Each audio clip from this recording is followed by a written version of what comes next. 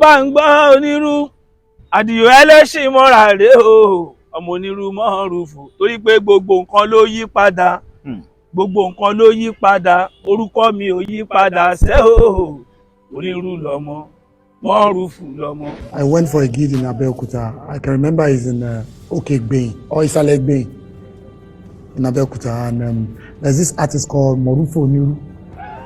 You know, the guy performed before us, and the same mic, the same equipment. We climbed the stage, and low to the mic, my voice wasn't coming out.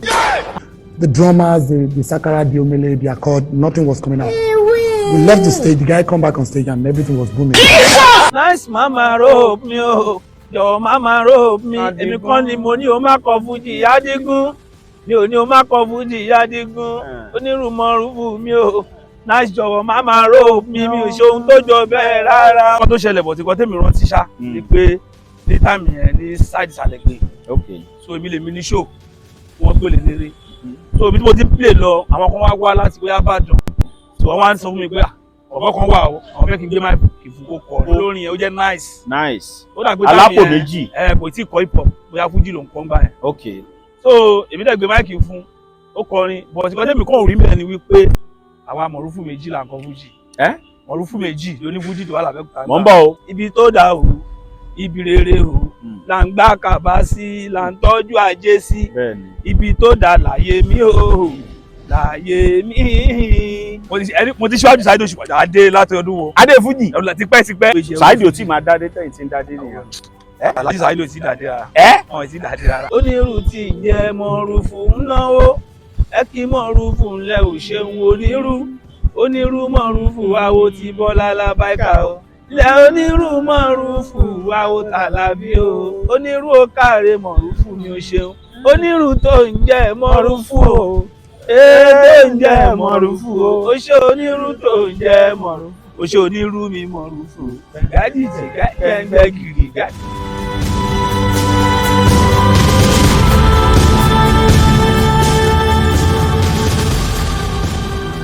Ọ̀rọ̀dìrí ẹlẹ́ṣin náà rè o onírú mọ́rùfù. Mo láwa náà kọ́ o ṣèbọ́lọ́hún lókè ni sátìrà mọ́nì ni o ẹ̀ sára ẹni. Ìlà ìwà ìlú ni o jájì yóò bá ní jálajàlá lù ni o ọlọ́wọ́n bá lọ́ba tó gbójúlé kò ní fi wá sílẹ̀ ṣe onírú mọ́rùfù. Onírú mọ̀rúfù ẹ̀ ń tarú ni. Ní kílẹ̀ mo onírú yẹn wá láti ibi tí wọ́n ti bí mi torí ìyá tó bí mi irú ni wọ́n ń tà. L'Abẹ́òkúta ń gbà yẹn tẹ bá ṣe rántí àwa mọ̀rúfù méjì là ń kọ fújì. Mọ̀rúfù méjì ló ní fújì tó wà l'Abẹ́òkúta. Mò ń bọ̀ o. L'Abẹ́òkúta ń gbà kan mọ̀rúfù méjì ló ń kọ fújì. Èwo ni mọ̀rúfù àkọ́kọ́? Mọ̀rúfù àkọ́kọ́ ni mọ̀rúfù èbì. Èwo ni kejì? Mọ̀rúfù kejì mọ̀rúfù onírú. Ṣẹ́yìn kọ́ ni Nice sọ pé ẹ mú ohun òun. Ní agbára Ọlọ́run èmi náà ni. Èmi ni ṣùgbọ́n nǹkan tí Nice sọ ń gbà yẹn náà ó jẹ́ nǹkan tí èmi kan feel embarrassment. Kí ló sọ kí ni Nice sọ? Torí nǹkan tí Nice sọ tí mo gbé tí ẹ̀ kọ́kọ́ rí àwọn èèyàn lọ́wọ́ ń pè mí pé. Ìyẹn Nice tó ń kọ hip hop. Kí ló ṣẹlẹ̀ gangan láàrin àti Nice? Kò sí nǹkan tó ṣẹlẹ̀ bọ̀ tí kò tẹ́mi rántí ṣá ni pé ní táìmù yẹn ní side Isalekbein. So èmi lèmi ní show wọ́n tó lè lérè. So ibi tí mo ti play lọ àwọn kan wá láti bóyá Ìbàdàn wọ́n jẹ́ family àwọn tó ń ṣe party yẹn. So wọ́n wá ń sọ fún mi pé ọ̀bọ̀ kan wà o àwọn fẹ́ kí n gbé máa kìfù kó kọrin olórin yẹn ó jẹ́ nice. Ó dàgbé alápò méjì. Kò tí ì kọ hip hop bóyá fújì ló ń kọ́ ń bá yẹn. So èmi dẹ̀ gbé máìkì fún ó kọrin but ìkọ́ tẹ́mi kọ́ rí mẹ́rin ni wípé ẹ mọ̀ bá wà bọ́dà àfi kọ́ṣẹ́ àwọn oníṣẹ́ tí ò láòdù sókè là àfi kọ́ṣẹ́ torí ayé ìgbà lára kọ́ṣẹ́ kò sí mísà àwọn bíi nínà àwùjá irinṣẹ́ là àfi kọ́ṣẹ́ ṣáà máa pariwo sí máìkì ń dé pé àwọn èèyàn á lè gbọ́ fọ́ìsì wa. So ìgbà tó máa gba máìkì ẹ mọ̀ bóun ṣe kọrin tiẹ̀ ohun yẹn ò lọ sókè tó bóyá létà ṣá ó ṣàṣe tó máa ṣe oníkálukú lọ́lọ́ ẹ̀ àsìgbà àríra wa mọ́ ọ̀tá fi ọtí gbà tí àwọn èèyàn sẹ́ni prógámù kan sí mi tẹ́jú Babyface ìgbà onírú ọgbọ́n kan bàbá àti Nice sọ Nice ní ìwọ ló léwu kúrò ìwọ ló jẹ́ kó ṣe kíní kan kankan wọn ni mo lè kó ní fújì mo jẹ́ kó kíní ò ṣáàyè mi mo feel embarrassment. I went for a gig in Abeokuta. I can remember it's in Okegbein or Isalekbein in Abeokuta, and there's this artist called Morufu Oniru. You know, the guy performed before us, and the same mic, the same equipment. We climbed the stage, hello to the mic, my voice wasn't coming out. Huh? This is confirmed, not be say go come. My voice wasn't coming out. The other guy that was with me, the drummers, the sakara, the omele, the accord, nothing was coming out. We left the stage, the guy come back on stage, and everything was booming. Ògìní yẹn ó wà bí pé tí máa dé ta gọ́ngbà mi ẹlòmí lẹ́nìí onírú tí ó da onírú tó kó ságùn sí láìsí ni. So ẹlòmí lẹ́ máa rí onírú bàbá ò èèpà àwọn eléyìí ògbólógbò ogun pọ̀. Tí ò jẹ́ kí náìsì kọ́ fújì. Tí ò jẹ́ kí náìsì kọ́ fújì. Kò ṣe anything bí o ṣe kankan fún. Mo ti náà tó pè mí gan pé onírú náìsì rẹ̀ kó bá fà kí ni bẹ́ẹ̀ bá náìsì fà agbára mi ká náìsì ni. Àbọ̀ Ọlọ́run ti kẹ́ mi tó náìsì. So kí ni wọ́n fẹ́ bá náìsì fà. But ó gba microphone lọ́wọ́ tí. Ó gba microphone mo gbé fún. Ẹ̀yin tí ń kọrin nìyẹn o. Mo ti ń kọrin. Wọ́n wá ní kí n gbé máìkì fún. Kì í ṣe pọ́n pe náìsì lélẹ́rẹ́. Wọ́n pè lélẹ́rẹ́ o. Ẹ̀yin ò kọ́kọ́ gbàǹgbà tán lẹ́nìkan fẹ́ kọrin ni. Gẹ́gẹ́ bí olórin tó kọrin ṣẹ́ wa. Gẹ́gẹ́ bí olórin èmi gbà. Torí kò sàgbó tí mo lè wà. Even now ọmọ náà onírú jẹ́ ká gbọ́ ohun ẹni yìí. Ó mọ̀ kọ́ ju mi lọ́kùn máa gbé fún. Èmi ò ṣe olórin jẹ́ pé ó máa wo gbogbo máìkì gbé irọ́ mi gbé máìkì. Ìjọ́ ìmọ̀ dẹ̀ fún máìkì. Drag, jà, ta.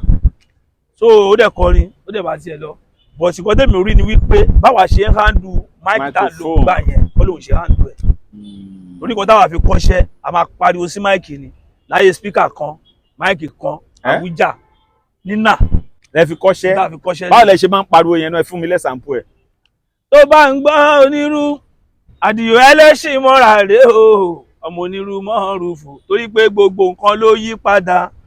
Gbogbo nǹkan ló yí padà orúkọ mi ò yí padà ṣẹ́ o onírú lọ́mọ mọ́rùfù lọ́mọ onírú lọ́mọ sámọ́fì lọ́mọ wo everybody dá sí wọ́n já sí pọ̀bẹ̀ lọ́mọ o torí pé káàsì ibi tó dà o ibi rere o là ń gbá kàbá sí là ń tọ́jú ajé sí ibi tó dà láyé mi o láyé mi tọ́ bá ń faṣọ alára bára dáṣọ ẹ̀wọ̀n mi ò ní fi rán dísáínà láyé mi. Irọ́ ni náìsì pamọ́ mi o. Irọ́ ló pamọ́ mi. Even àbúrò mi kan wà lẹ́kọ̀ọ́ ó kàn pè mí ní pé ẹ̀gbọ́n ọ̀rẹ́ òun kan ó kàn sọ̀rọ̀ sí òun pé olófo ní bọ̀dá ìka ní bọ̀dá ẹ̀ ti náìsì lóhùn bọ̀dá ẹ̀ mú náìsì lóhùn máa kà irú ọ̀rọ̀ wò lélẹ̀. Yẹn wọ́n lé gbọ́n ẹgbẹ́ báwo lọ́rọ̀ yẹn ṣe jẹ́ mú ni ọlọ́mọ ẹ̀kọ́ káyé sọ̀rọ̀ lórúkọ tí wọ́n sọ láìsí láti sọ mí lórúkọ tí ò ń ṣe tèmi báyìí. Nígbà tèmi sì ń sọ yìí o àwa ṣì ṣorganize. Aṣorganize nígbà tèmi ń sọ yẹn o. Ọdún wo nìyẹn ná? Ọdún tí tá à ń sọ yìí tí a bá ní ká bùkéré ṣá bóyá 99 or 98 kan ni. Ọ̀dẹ́ mi náà ti bẹ̀rẹ̀ iṣẹ́ fújì sí tí máa ní kí n bùkéré mo ti wà ní iṣẹ́ fújì láti 80. 80 kí ni? Bóyá 87, 88, 89. Ok, ìgbà tẹ́yìn dé bí onífújì àwọn onífújì wo ló popular lábẹ́kúta dáadáa? Àwọn onífújì tó popular lábẹ́kúta ń gbà yẹn náà tá a bá mú Alhaji Sefiu Alao Mọ̀rúfú Ebi Tusa Musiliu MSC Ọba Tutuye bẹ́ẹ̀ni Múmúní Àkànmú ẹ̀gbọ́n kan náà tún wà Mọ̀rúfú Yàndá àwọn èèyàn kọrin mọ́ àwa gan ti ṣíwájú Landoma. Jamaica ńkọ́? Jamaica ìgbẹ̀yìn Jamaica ìgbẹ̀yìn ló dé lábẹ́kúta náà. Calypso ńkọ́ ìyẹn sọ pé kò sẹ́ni tó mọ ní kọ́ tóun lábẹ́kúta. Ẹ ṣe mọ̀ pé alára ló máa gbára ga. Bọ̀ sí àwọn tó mọ̀ wọ́n mọ̀ bá ṣe ń bà bọ̀ wọ́n mọ̀ wọn tó jọ gà wọ́n mọ̀ wọn tó ṣe dì. Ọ̀dọ̀ ta lẹ ti kọ́ṣẹ́ orin? Mi ò kọ́ṣẹ́ lọ́dọ̀ yẹn kankan ẹni táwa rí gẹ́gẹ́ bí mẹ́ńtọ̀ ládùúgbò Alhaji Sefiu àti irú àwọn Mọ̀rúfú Yàndá. Bó làdúgbò tí yín? Ìgbórè. Ok, Sefiu náà ń gbé Ìgbórè. Ìgbórè ni Sefiu wà. Ok. So táwa ṣe máa ń rí wọn tó máa play àwọn máa lọ wòran from there àwa náà dé agboolé akórawájọ àsọmọ ìkéré abẹ̀rẹ̀ sí nílùú agolo bẹ̀rẹ̀ sí ní lùlù a máa lọ tu owó jọ a máa dáwó a máa lọ ra sákárà bàbá kan wà ní odò Ọ̀yọ́ ó ń tàlù àyàn so a máa dáwó jọ a máa jọ dáwó èmi àtàwọn ọ̀rẹ́ mi gbogbo wa à ń lọ ra lu yẹn from there abẹ̀rẹ̀ sí ní ṣe practice máa kọrin yẹn díẹ̀ mo rántí ọdún kan bóyá bíi 88 ṣàbí 89 so show tá a kọ́kọ́ ṣe ní iwájú ilé wa láti ṣe show yẹn lọ́dún yẹn torí iwájú ilé family house mi ó fẹ̀ báyìí so àwa lọ sódò a lọ gé ọ̀parun àwa rí ọ̀parun yẹn a fi ṣe fence àwa lọ ra ẹni fàfà ṣẹmẹ omi tó ń pè lẹ́ni fàfà tó rẹ fẹ́ ṣe show àfẹ́ ní fàfà yẹn kọ́fà àwa yọ ẹnu náà sí owó wọlé lọ́dún yẹn jẹ́ 50 kọ́bọ̀ ní pépà lábẹ́kúta yìí bẹ́ẹ̀ ni nígbòrí kan náà ọ̀rọ̀ tí mò ń sọ yìí àwọn tó máa wo kíní ìtọ́jú ọmọ ògbórí àgọ́bà wọ́n máa mọ̀ pé nǹkan tí Mọ̀rúfù sọ yìí ò tọrọ àwọn afẹ́ ní bàbá yẹn àfi gbá bẹ́ẹ̀ tó ń wọ bíi lady gbogbo gbà yẹn kò jẹ́ ìsísì àwọn ẹlẹ́ sábà tẹ̀ sí mọ̀ pé àwọn ẹlẹ́ àwa sì mọ̀ pé à ń sàṣì jẹ́ ok ẹ̀ tí mọ̀ ń gbà yẹn àìtí mọ̀ àwọn sáṣì ó tó bí ọdún mélòó kẹ́ tó mọ̀ ó ti lọ fà náà àwọn àgbàlagbà náà wá ń bí àṣà bàbá mi kan kó tó kú a fẹ́ lọ ṣe ṣó kan ló bá ní wá ń bí alákọ̀rí wọ́n ní ẹ̀ lọ iṣẹ́ kan mo ní bẹ́ẹ̀ ni bàbá àkóso fún olórin náà ló máa kọ ó yá wàá gbà ń báyìí lọ́ra ń báyìí ó yá lò ọdún yẹn la lọ sí NTA ok ní àtàwọn ọ̀rẹ́ mi kan tájọ wá. ìyẹn jẹ́ bí ẹ̀yọ́nú ni àbí kájé wá. bí ìdí ẹ mọ̀ bàbá yẹn fúnṣà ní ṣáwà gbà ó lò. bàtẹ́ wá dé patí yẹn. gbàdá débẹ̀ àwa mẹ́ta ni la lọ ṣe ṣó lọ́dún tí mò ń sọ yìí. ok ọ̀rọ̀ tí mò ń sọ yìí àwọn tó bá wò náà wọ́n mọ̀ bàyẹn máa sọ. NTA ti bo. NTA ọgbẹ́ yìí. ok ẹ̀yin wo ni mẹ́ta yẹn ẹ̀yin wo. Adéolú Akànnì Jackson. Jackson ok. pẹ̀lú bàbá Làmù Jẹ̀lílì Àdìsá. Jẹ̀lílì Àdìsá. pẹ̀lú bàbá Làmù. ok àtèmi ajẹ́ mẹ́ta. a lọ ṣe ṣó yẹn ní NTA lọ́dún yẹn. ok so oníkàlùkù gba níṣẹ́ lọ́dọ̀tọ̀ ni o a lè bẹ̀rẹ̀ ṣó yẹn oníkàlùkù ń ṣe ṣó yẹn lọ àwọn tí ẹ̀ ń lọ wájú ẹ̀ bọ́ lọ́dún yẹn àwọn bọ́ọ̀sì kan wá láti Mushin àwọn yẹn ti ṣe adé ẹni tó bá ṣe first lọ́mọ agbádé fún lọ́mọ agbádé yẹn fún àwọn ò mọ̀ ẹ̀yin ò mọ̀ anybody wà mẹ́ta ẹ̀yin dẹ̀ ti dira láti ilé ẹ mọ̀ bàbá yẹn mọ̀ pé mi kó yẹ wá gbà kọ́ báyìí ẹ̀yin dẹ̀ ti gbà èmi ti gbà mo ti dìbò gẹ́gẹ́ bí àwọn òde ẹ̀yin ò mọ̀ pọ́n ti ṣadé lẹ̀ ẹ̀mí àwọn mọ̀pọ́ ti ṣadé ẹ̀ lọ́ bá gbádé kí ló fadé ṣe. nígbà tá a bá bẹ̀rẹ̀ orí gbúrúgbúrúgbúrú àti máa jọ owó òru lásán ọkùnrin tó gbádé yọ. wọ́n bá gbélé yín lórí. mo ti ṣíwájú Saheed Òṣùpá adé láti ọdún wo. adé fújì. tipẹ́tipẹ́ adé yẹn wọ́n kọ Akéwéjẹ Ògbóní Fújì of Ẹ̀gbáland lọ́dún yẹn lọ. Akéwéjẹ. Saheed ò tí máa dádé tẹ̀yìn tí ń dádé nìyẹn. Aláàjì Saheed ò tí dádé rárá. ọ̀ tí dádé rárá. irú onírú yìí náà ẹni tó yẹ kó onírú yìí tún orúkọ yẹn tún ó mọ́ mi lórí dáadáa Alhaji Paso ni. Paso ó kẹ́ ti ní ìbáṣepọ̀ pẹ̀lú Paso rí. ti pẹ́ láti 95. Paso. bẹ́ẹ̀ni so wọ́n wá ṣe lọ́dún yẹn mo rántí first mọ́kàtà máa kọ lọ ní 95 so wọ́n wá sábẹ́kúta wọ́n wá ṣe Sabaka night yẹn wọ́n ṣe ní sports club ní 95 so èmi náà ṣàṣeré lọ gẹ́gẹ́ bí olórí pé ìgbà tí mo jáde wájú wọn tí mo náwó wọ́n wá kí mi onírú tí ń jẹ́ Mọ̀rúfù ń náwó ẹ kí Mọ̀rúfù ńlẹ̀ ò ṣeun onírú Mọ̀rúfù àwo ti Bọ́lá Lábáìkà o ilẹ̀ onírú Mọ̀rúfù àwo Tàlàbí o onírú ó káre Mọ̀rúfù mi ò ṣeun onírú tó ń jẹ́ Mọ̀rúfù o tó ń jẹ́ Mọ̀rúfù o ó ṣe onírú tó ń jẹ́ Mọ̀rúfù ó ṣe onírú mi Mọ̀rúfù gàdìjì gbẹngbẹ gìrì bí láàfin yẹn ṣe fọ́ síta. ẹni Paso sọ pé onírú tó ń jẹ́ Mọ̀rúfù o tó ń jẹ́ Mọ̀rúfù o ó ṣe onírú tó ń jẹ́ Mọ̀rúfù o ó ṣe onírú mi Mọ̀rúfù o gbẹgbẹgbẹgbẹgbẹ tìrì gàtìgà kò ṣàṣe bí láàfin yẹn ṣe bú ni ó ti rìn orúkọ yẹn ti spread. so even gan ní táàmù kan mo tẹ́lẹ̀ tó pè mí pé onírú yẹn wà lóka ṣéèjì ẹ̀ ṣéèjì onírú yẹn tí wọ́n á kí mu Alhaji Sheffield ẹ̀rọ máa ń kí mi pé ọmọ Abẹ́lẹ́ṣin orí Abẹ́lẹ́ṣin bàbá tèmi ní Ìgbòrè so mú èyí sí Ẹlẹ́ṣin wọ́n á lo Ẹlẹ́ṣin mo lo Ẹlẹ́ṣin yẹn bọ̀tò onírú yẹn náà ó wà ń bẹ̀ ó sì wà ń bẹ̀ dọ́là díẹ̀ ní onírú yẹn wà ń bẹ̀ so kọ́lọ́ ń ṣàánú wa. báwo ni ìlú Ẹ̀gbá ṣe ń rí ńgbà yẹn nípa iṣẹ́ fújì. nígbà tá a bẹ̀rẹ̀ ńgbà yẹn ìlú Ẹ̀gbá dáa nípasẹ̀ fújì bọ̀ nísìnyí tá a bá wò ṣá bóyá kàwé bóyá bílù ṣe rí àbí kankan torí táìmù tá à ń sọ yìí tí ọdún bá ń bọ̀ tàbí ọdún ò tiẹ̀ sí rárá àwọn onífújì a lè rẹ́yàn kan bí irú ọkàn ní ace lágbájá máa bọ̀ Déolú máa bọ̀ kíní kan máa bọ̀ ó yá ẹ lọ mú fọ́tò yín wá olówó onírú Mọ̀rúfù àti lágbájá a máa lè káàkiri àwọn èèyàn máa wá ṣó wà lóríṣiríṣiríṣi àwọn èèyàn máa gbaniṣẹ́ fún wa wọ́n máa pò wá papọ̀ tá a máa ṣe ṣó ọ̀tún gbó nǹkan yẹn kò sí mọ́ ṣáà ń gbìyànjú wa. onírú Mọ̀rúfù tá a bá ní kàkà ní méní méjì àti tó bí ọdún mélòó tẹ́ ti wà ń diṣẹ́ fújì báyìí.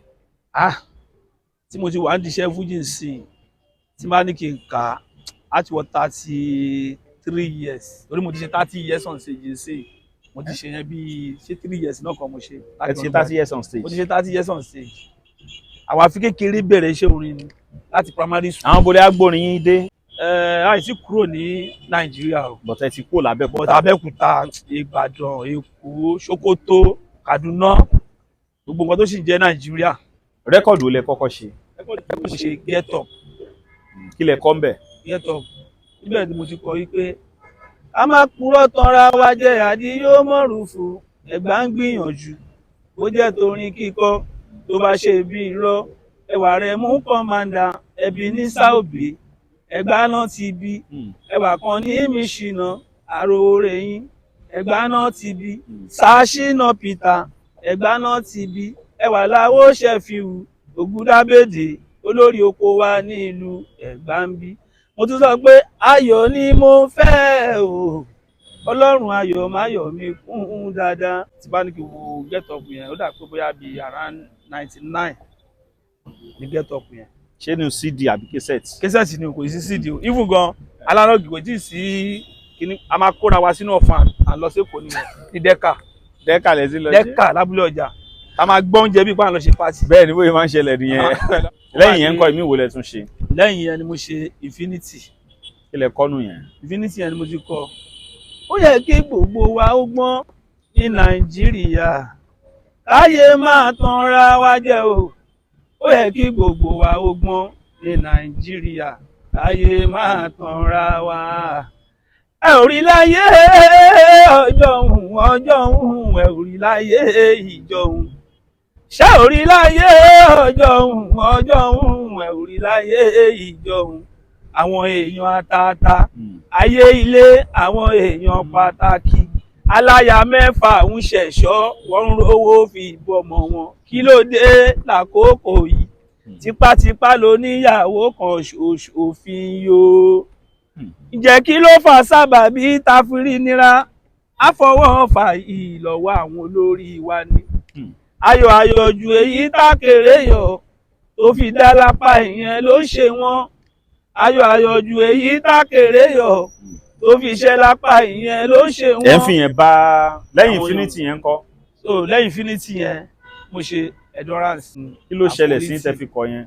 Nǹkan tó ṣẹlẹ̀ ni pé nígbà tí mo ṣe Infinity yẹn ó pẹ́ gan-an ká tó àríyẹ́ lómi tó máa gbó ìyàwó nílùú àwọn ti ṣe rẹ́kọ̀dù sí pẹ́ bóyá wá lọ wọ studio.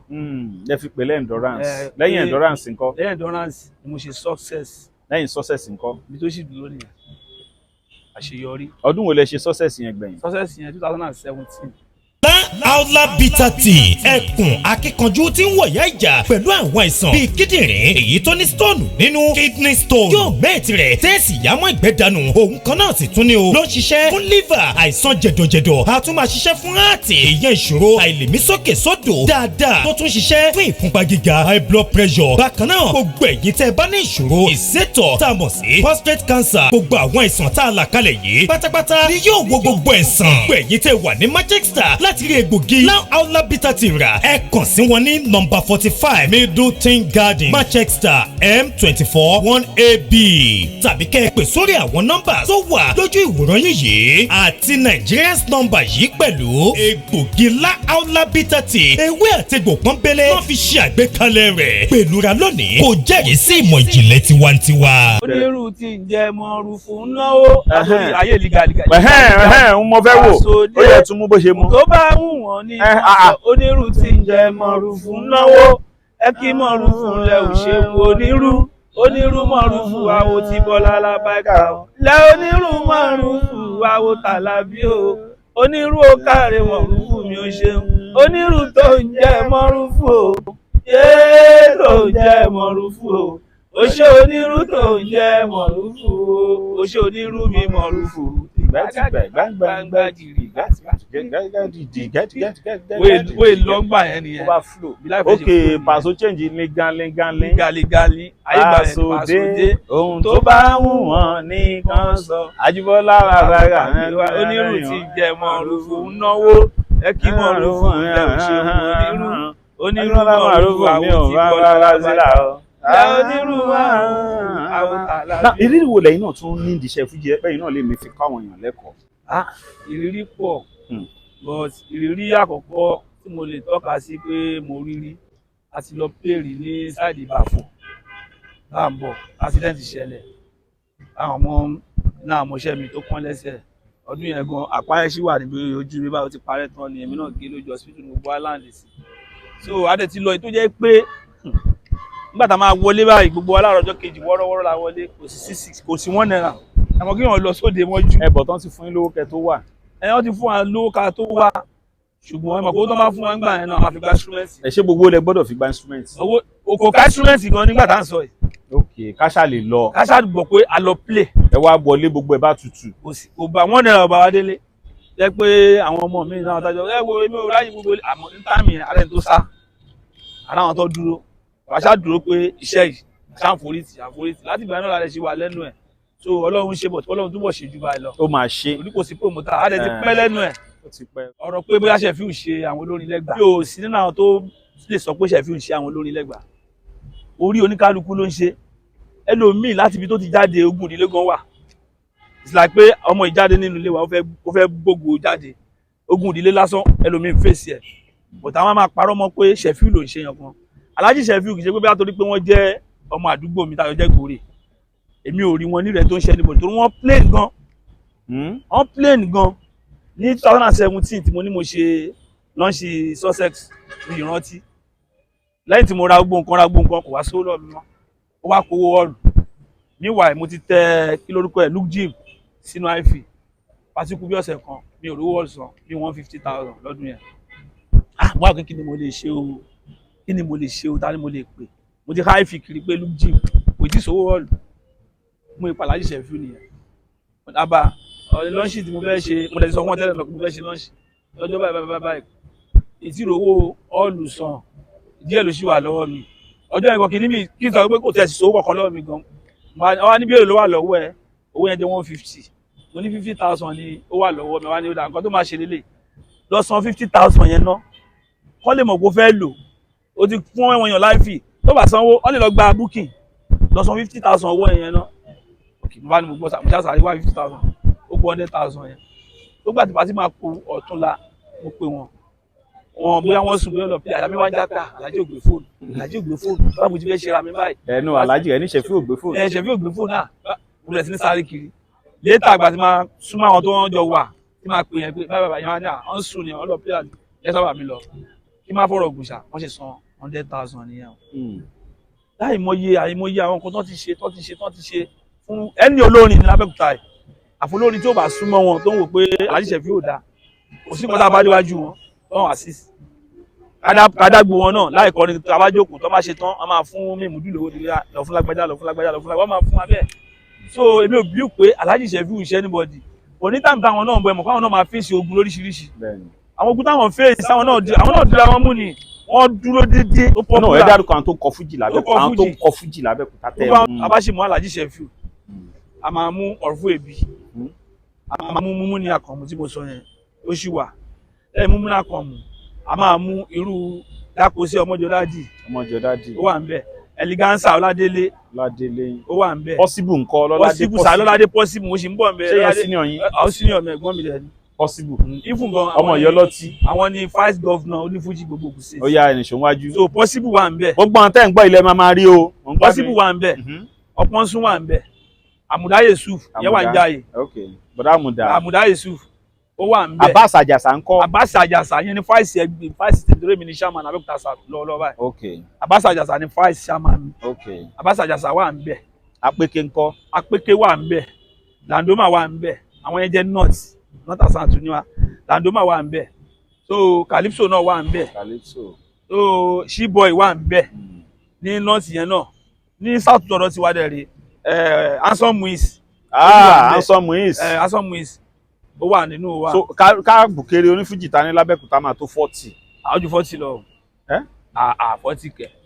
Alice onífújì tó wà Lábẹ́òkúta yìí dábàá kó gbogbo wa pọ̀ at 100.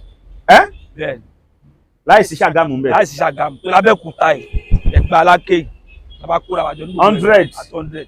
Ifọ̀ wà ń bẹ ṣá. Ifọ̀ ò sí o Ṣàgámù ò sí o Lábẹ́òkúta lásán dábàá kó ra wájọ pé àti north o àti south o àti gbá o at 100. Mọ̀rúfù Onírú ni ẹ ti ń gbádùn látàárọ̀ táwọn èèyàn bá ní event báyìí nǹkan bóyá wọ́n fẹ́ lóde gbogbo ẹ̀ ṣì wà ńlẹ̀. everything ṣì wà digbí a ṣì lọ agbo àwọn tó nífẹ̀ẹ́ wa wọ́n ń pò wá. yéè ọpọlọ tí mo ní ni mo fi ń gbá yìí ní gòrò ayé bá rí mi wá lónírú ló ń bọ̀ yẹn èmi á wá fún wọn lésì pé màmá mi mà ló ń taarú o àwa ní ṣe woro tàbí ká sọ pé pẹ̀tẹ́ ṣùgbọ́n rú kí leléyìí mọ̀ sí mi kò kí ń tà yẹn irú kí leléyìí mọ̀ sí mi ò kí ń tà yẹn irú kí leléyìí mọ̀ sí mi kò ní tà yẹn torí pé nílẹ̀ orin ni wọ́n bí mi sí ìjọ mò ń jẹun orin dé rójú mò ń mú mi orin o mò ń wọṣọ orin mò ń wọ bàtà orin èmi pẹ̀lú àlùjò lájọ ń ṣe pádipádi o àlùjò takú ló sọ lóhùn òní lọ mọ́ pébi tórin bá wà ṣe bẹ́ gángan lòun á máa gbé o ó níbi tórin bá wà ṣe bẹ́ gángan lòun á máa gbé ibi tórin bá wà ṣe bẹ́ gángan lòun á máa gbé o máa gbọ́ onírú ló ṣeré everybody ń gbàjò ìwọ̀kan wá sọ pé kí lonírú náà ń kọ ìwà àti tani àti tàwa tún nìyẹn níwájú ta ni yé máa fọ̀gàtà yín onírú tó ń pèdè champion musician Mọ̀rúfù tó sọ̀rọ̀ champion musician. náà onírú báwo ni inspiration orin ṣe ń wá fún yín ṣé wọ́n máa ń kọ orin fún yín ní àbẹ́yìn fúnra yín lẹ́bùn orin. ẹ̀bùn ni o torí pé àkọ́kọ́ ní producer tí bá dẹ̀ lọ ṣe rẹ́kọ̀dù a kàn wá àwọn tẹ́kọ̀ máa guide so bí dẹ̀ kọ́. guide kí ni. ẹ mọ̀ pé dáwà olórin iṣẹ́ orin náà ṣe dá ṣe èmi ní kan báyìí tí mo fẹ́ ṣe àwọn kan wà tá máa ń pè wọ́n ní producer arrangement pé orin tèmi ní tí mo fẹ́ tò pé bẹ́ẹ̀ mo fẹ́ tò bá lè náà láti ṣe bẹ́ẹ̀ yẹn o ṣe gbélé síwájú gbélé ìṣọ́ọ̀kì ẹ̀ gbélé tẹ̀lé so wọ́n á support adé ṣe record adé dúpẹ́ fọlọ́n pé ọlọ́run jẹ́ ká rí ṣe. Àdìó onírú Mọ̀rúfù mi ò ọmọ ẹlẹ́ṣin màmá rẹ̀ ó yá ká ṣe dáadáa lóòótọ́ o Mọ̀rúfù kọrinkọrin torí pé bá a bá ṣe dúró la ṣe máa bára ẹni Àdìó Mọ̀rúfù yóò nírú èmi dúpẹ́ fọlọ́run pé lọ́jọ́ òní ọlọ́run wọn bá kó fìwà mi ká mi kó fi dá mi lẹ́jọ́ o Mọ̀rúfù Àdìó torí pé téèyàn bá ṣe dáadáa nílé ayé ó ní láti rí dáadáa gbà Àdìó Mọ̀rúfù ó ti dájú èmi ò ṣe burúkú rí Mọ̀rúfù Àdìó bẹ́ẹ̀ kan bá sọ pé onírú ṣe gbá abóṣàwó ó ṣe kòkó ó kù mí ó kọ̀ lọ́hùn Mọ̀rúfù Àdìó ibi tẹ́mi ń lọ lèmi ń wò ó níbi tẹ́mi ń lọ lèmi ń wò ó èèyàn kan ò bá sọ pé onírú ṣe gbá ó ṣàwó ó ṣe kinní kan fún mi ó ṣe tàmẹ̀dù fún mi ibi tẹ́mi ń lọ lèmi ń kọjú sí. ẹ wá mú incident yẹn wọ̀ pé lọ́jọ́ ọjọ́ kan mò ń kọrin lọ́wọ́. ibi tẹ́mi ń lọ lèmi ń kọjú sí torí lọ́jọ́ ọjọ́ kan Àdìó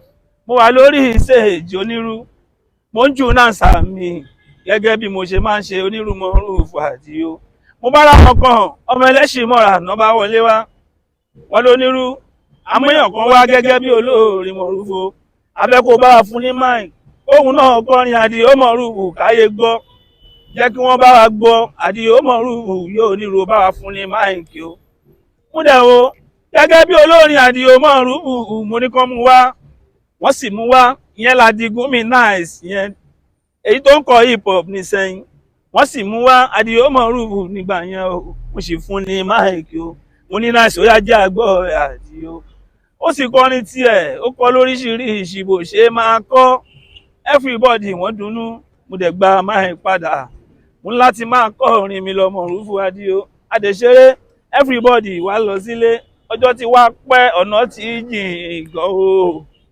ọ̀nà tí jìn gan mo wá ń gbọ́ program lóríṣiríṣi Àdìó hello onírú mo wo program kan Tẹ́jú Babyface nice sọ pé ó ti ń lo ohun kí ló dé tó ṣe bẹ́ẹ̀ yẹn ò bá má ṣe bẹ́ẹ̀ kí ló dé bẹ́ẹ̀ mo wá sọ fún wọn pé onírú Mọ̀rúfù Àdìó ọwọ́ mi máa rè funfun nẹ́nẹ́ ní èmi ò ṣàbúrú sọ́mọ́ láàkéjì ìkọ̀kan rí láti dandan ti bí Mọ̀rúfù Àdìó ohun tí mi ò mọ̀ ń pa ẹ̀ ní rárá kò sí èyí tó kàn mí láti ti nice lóhùn mi ò ṣe ohun tó jọ bẹ́ẹ̀ rárá o. ẹ jọ̀wọ́ ẹ má máa rope mi ẹ má máa rope mi ẹ jọ̀wọ́ ẹ má máa rope mi mi ò ṣe ohun tó jọ bẹ́ẹ̀ rárá. nice má máa rope mi o nice má máa rope mi o mi ò tiẹ̀ lóhùn o má máa rope mi èmi kọ́ mo ní kó má kọ́ fújì o nice má máa rope mi. nice má máa rope mi èmi kọ́ mo tiẹ̀ lóhùn sẹ́wọ̀n èmi kọ́ mo ní o má kọ èmi kọ́ mo ní o má kọ fújì nice èmi kọ́ mo ní o má kọ fújì Adigun nice má máa rope mi kò sóhun tó jọ bẹ́ẹ̀ rárá o. ṣe rí pé good composer ni ẹni tẹ́ ń wò látàárọ̀ Mọ̀rúfù Onírú náà ni ẹ ti ń gbádùn lórí platform Katsina Tea Sugar. Ọ̀pọ̀lọpọ̀ àwọn èèyàn ni ó máa mọ Mọ̀rúfù Onírú bí ẹ ṣe ń wò wá káàkiri àgbáyé. Ọ̀pọ̀lọpọ̀ àwọn ọmọ Ẹ̀gbá tó wà káàkiri kódà nígbà yẹn gan èmi gan tá à ń gbé Ṣàpọ̀n mo ń gbúrò Mọ̀rúfù Onírú ní ẹ̀yìn agboolé wa ń bẹ̀ yẹn ní mọ́ lọ́dún yẹn lọ́hùn. Adẹ̀dúpẹ́ lọ́wọ́ Ọlọ́run lónìí. Tẹ́ bá fẹ́ pè wọ́n fún any event àbí any event kan tàbí ẹ fẹ́ ṣe party kankan wọ́n máa sọ telephone number wọn sìn tàbí ẹ̀yin ní message kan tẹ́ fẹ́ pass wọn bódà jẹ́ ìfẹ́ promote wọn ni àbẹ́ fẹ́ support wọn one way or the other. promoter o. Mọ̀rúfù Onírú máa sọ number wọn sìn bọ̀kan tó sọ logo wọn yẹn mo fẹ́ ká tún mú pé nice mama rope mi o. nice mama rope mi o jọ̀wọ́ mama rope mi èmi kọ́ ni mo ní o má kọ fújì Adigun mi ò ní o má kọ fújì Adigun Onírú Mọ̀rúfù mi o nice jọ̀wọ́ mama rope mi ò ṣe ohun tó jọ bẹ́ẹ̀ rárá o. ètò lọ sọ lórí Tájú Baby Face Show. Orí Tájú Baby Show yẹn àìmọye ọ̀rọ̀ ló ti lọ fàáfàá àìmọye ìràn tó ti lọ fàáfàá everybody gan para ẹlòmíì sọ pé olóògùn lónírú Mọ̀rúfù kí ló dé ó ṣe máa ṣe irú ẹ̀ kí ló dé but kò sóhun tó jọ bẹ́ẹ̀ rárá. ó dà Onírú Mọ̀rúfù fẹ́ sọ tẹlifóònù nọ́mbà wọn tẹ́ bá ti gbádùn wọn látàárọ̀ lórúkọ Ṣọlá Olóyìnbó àti Súnkànmí Súnkòfẹ́ndì tí a jọ ṣe àkópọ̀ ètò tẹ́ ń wò látàárọ̀ yìí Onírú ẹ fún wọn ní tẹlifóònù nọ́mbà yìí. fóònù nọ́mbà mi ni 08262268782. ẹ ṣe gan nọ́mbà wọn nìyẹn.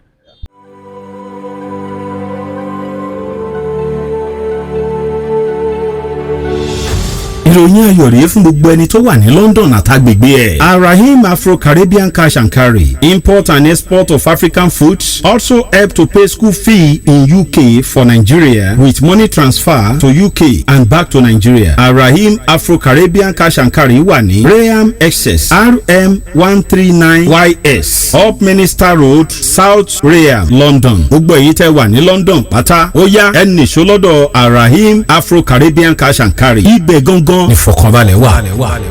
Aula Bitter Tea ẹkùn akíkanjú tí ń wọ̀yá ìjà pẹ̀lú àwọn àìsàn bíi kíndìnrín èyí tó ní stone nínú kidney stone yóò mẹ́ẹ̀tì rẹ̀ tẹ́ẹ̀sì yámọ́ ìgbẹ́ dànù òun kan náà sì tún ní o ló ń ṣiṣẹ́ fún liver àìsàn jẹ̀dọ̀jẹ̀dọ̀ a tún máa ṣiṣẹ́ fún heart èyàn ìṣòro àìlèmí sókè sódò dáadáa tó tún ṣiṣẹ́ fún ìfúnpá gíga high blood pressure bákan náà gbogbo ẹ̀yin tẹ́ bá ní ìṣòro ìsétọ̀ tá a mọ̀ sí prostate cancer gbogbo àwọn àìsàn tá a là kalẹ̀ yìí pátápátá ni yóò wo gbogbo ẹ̀sán gbogbo ẹ̀yin tẹ́ wà ní Manchester láti rí egbògi Now Aula Bitter Tea rà ẹ kàn sí wọn ní nọ́mbà 45 Middleton Garden Manchester M24 1AB tàbí kẹ́ ẹ pè sórí àwọn nọ́mbà tó wà lójú ìwòran yín yìí àti Nigerians nọ́mbà yìí pẹ̀lú egbògi Now Aula Bitter Tea ewé àtegbò pọ́nbélé wọ́n fi ṣe àgbékalẹ̀ rẹ̀ pẹ̀lúra lónìí kò jẹ́rìí sí ìmọ̀ ìjìnlẹ̀ tiwantiwa.